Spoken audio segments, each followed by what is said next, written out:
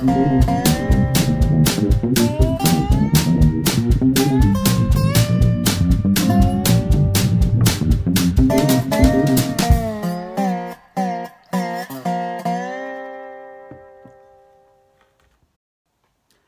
everyone, thank you for tuning in. My name is That Elmo Guy, and today we're going to be talking about Demi Lovato's documentary called Simply Complicated. So this is going to be more of a reflection type of video. Just a quick synopsis of the documentary. It's pretty much her life story up to the age of 25, 26. She pretty much just kind of opened up with her struggles. She's had drug issues, specifically with cocaine, and just kind of how she was being, she just became this person that she really wasn't, and she was trying to find clarity in her life. At least that's what I got from it. Yeah, I was just really surprised with how relatable her struggles were with my own. Actually, I thought I was watching a documentary of myself. That's how, like, relatable her struggles are to me. Earlier in the video, she said something along the lines of, the key to happiness is telling your truth. And I really feel like that summarizes her whole documentary, because it's her not being able to be herself until she crashed, and then she started trying to find herself. Yeah, I definitely relate with that a lot. I feel like even starting this YouTube series, I feel like I've been a lot happier the last couple months, even with the couple videos I've made, because through this I've been finding myself more and more. But what I really relate with Demi Lovato is the fact that she tried to be someone, she tried to be this role model, this person that she clearly wasn't and wasn't ready to be. And just ignoring her own needs for the sake of her celebrity status and for her fans. I relate with that a lot. To a smaller scale, but I relate with that because I feel like even after I came out, I was still trying to be someone that I wasn't. I wasn't being myself. So leading up to 21, I was, just kind of in the background, trying just to get by because I was ashamed of who I was. And then even when I came out, I was still being someone that I know I wasn't. And it wasn't until actually a year ago when everything in my life started crashing, and it was really similar to why she crashed, because I was not being my authentic self.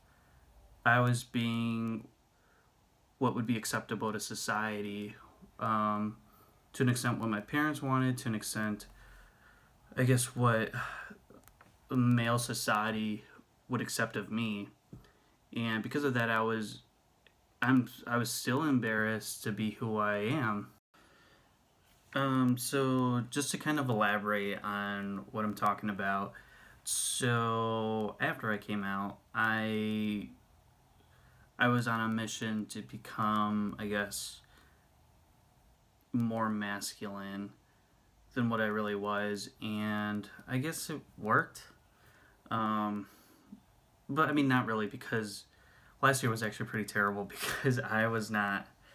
I'm a feminine guy. I'm a feminine guy, and I'm tired of denying that. I'm tired of not connecting with that side of me, because that's who I really am. And while my masculine side is important, I've learned a lot, it's not the core of my existence. It's not my authentic self. Yeah, and I'm just over it. I'm a feminine guy. I guess I'm just over. I don't like sports. I don't like, I like Drag Race. I like I like Gaga, I like pop, and I feel like every time I talk to someone, I'm being judged because I'm not into cars, I'm not into whatever Tom Brady is doing. I honestly don't care.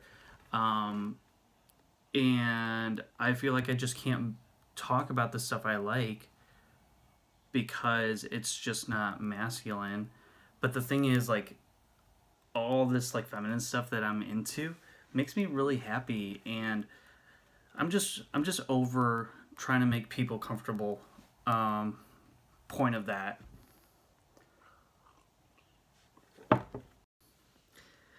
Okay, I'm gonna try to be calm about this, but I didn't realize that this documentary just started releasing all this like frustration that I had. But I just thinking back on the last, I guess, like 10 years. Um, I've always wanted people to like me. I've reformed myself to something that people would accept. Why? It's bull. It's why? Like, it doesn't matter because at the end of the day, this is my life. I need to be happy. I'm not here to make other people happy. I'm not here to make you comfortable. I'm sorry, that's not my job. My job is to make me happy. Point of that. Again.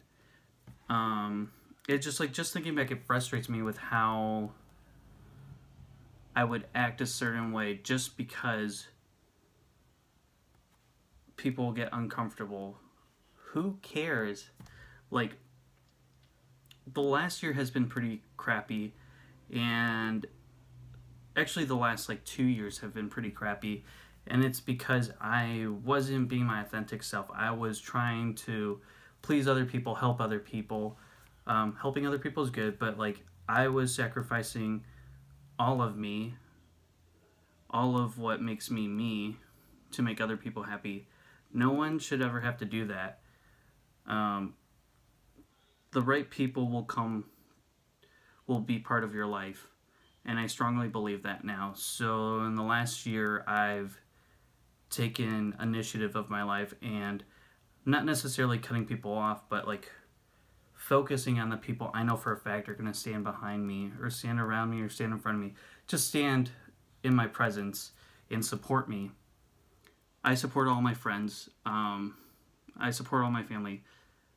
All of them should know that.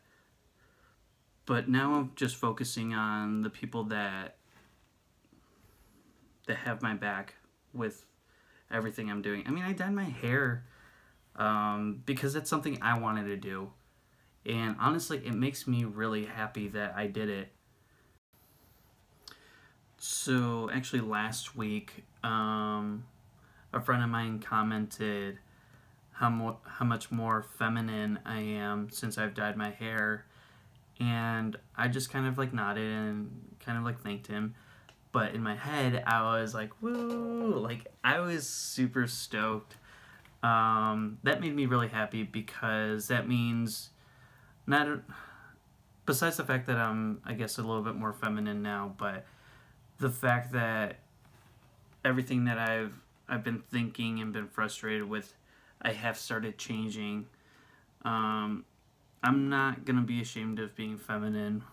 Um, I'm just not. So I'm fully looking forward to more people making that comment. Okay, so going back to the point of the video reflecting on Demi Lovato's documentary, um, I just admire her a lot. I have so much more respect for her. I've been a fan, not a huge fan, but I like her music. Um, but now watching this, I have so much respect for her, and I'm excited to see what else she does, and it inspires me because I'm just a random nobody wanting to see this girl develop and own the world. I can do the same thing in a different way, but I have to believe in myself, and that's exactly what she started doing. She started loving herself, not being as selfless, and more. not selfish, but she started loving herself um, more than trying to please other people. And that's exactly where I'm at with my life. I will help people. I'm not selfish, but I need to take care of myself. I need to make myself happy before I make other people happy. And I think it's ridiculous if someone tells me otherwise, because what good am I going to be for anyone if I'm falling apart? So a couple of weeks ago, I was talking to a friend, I guess, about this self-love thing. And I think this comes from the Bible. I'm not sure, I haven't researched it, but she was telling me that we can't give, so let's say we have a cup. We can't give more to people when there's very little liquid inside the cup. When the cup is overflowing, that's when we can give liquid to people. But when it's depleted, we can't do that. And I think that's a good metaphor for happiness. You can't give more happiness than you have to other people. You need to be full with happiness before you go out overflowing people with happiness. Because what happens then, if you're depleted with happiness, then eventually you run out and you can't give any away. So you've, in a sense, screwed yourself. So it's better to be at that perfect equilibrium in the cup, and then you can go and start helping other people. But it doesn't make sense to give what you don't have. And I feel like the last 15 years of my life, that's what I've been doing. I've been giving too much of what I don't have. I'm not happy enough to go around spreading happiness or spreading help. I haven't even helped myself yet. And I'm hoping with these videos and with everything I've been doing this last year that I'm slowly working up to that.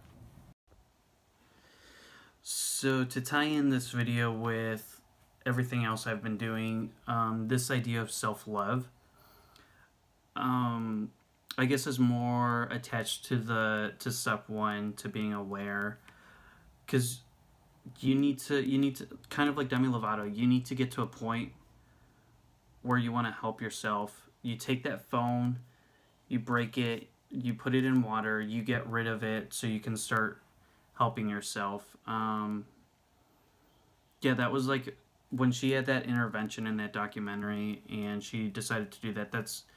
I think that was her first step in self-love and becoming aware that she has this issue. So if you have depression, like me, like Demi did, or has too, but if you have depression, you have to get to a point where you realize that you want to love yourself more and that you're aware that you have this issue.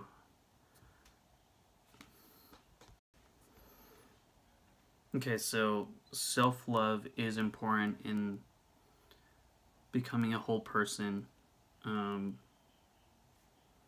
You just got to reach that point somehow. Sometimes it's actively through intervention. Sometimes it's just a realization by yourself, kind of like with me. But that moment has to happen for you to be able to combat depression.